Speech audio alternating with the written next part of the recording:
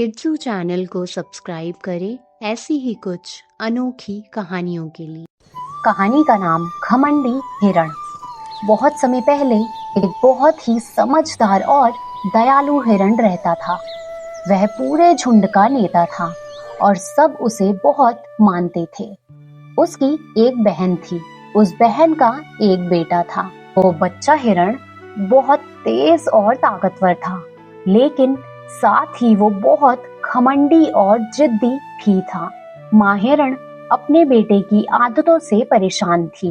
एक दिन वह अपने भाई बुद्धिमान हिरण के पास गई और बोली, भाई, मेरा बेटा बहुत लापरवाह है। उसे जंगल के नियम नहीं पता।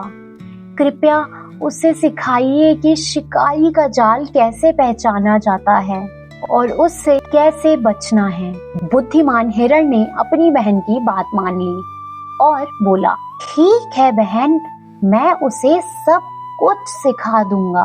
तभी घर वापस आकर माँ हिरण ने अपने बच्चे हिरण को कहा, बेटा, कल से तुम्हें मामा के पास जाना है और वो तुम्हें सब कुछ सिखाएंगे। और तभी बच्चा हिरण घमंड में बोल पड़ा, मुझे क्या सिखाना है? मैं तो सबसे तेज हूँ माँ। कोई शिकारी मुझे पकड़ नहीं सकता।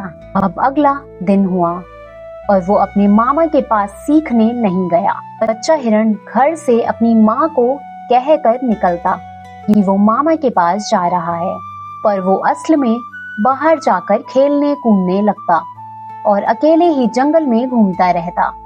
अब खेलते खेलते उसने इधर उधर ध्यान नहीं दिया। तभी वो बच्चा हिरण शिकारी के लगाए हुए फंदे में फंस गया और उसने घबराते हुए बहुत जोर लगाया, पर वो बाहर निकल नहीं सका। थोड़ी देर बाद शिकारी आया और उसे लेकर चला गया। अब माँ हिरण जगह जगह अपने बच्चे को ढूंढ रही थी। कहीं पर भी ना मिलने पर वो आखिर में अपने भाई के पास गई। भाई, मेरा बेटा नहीं मिल रहा है। क्या तुमने उसे देखा है? जल्दी बताओ भाई।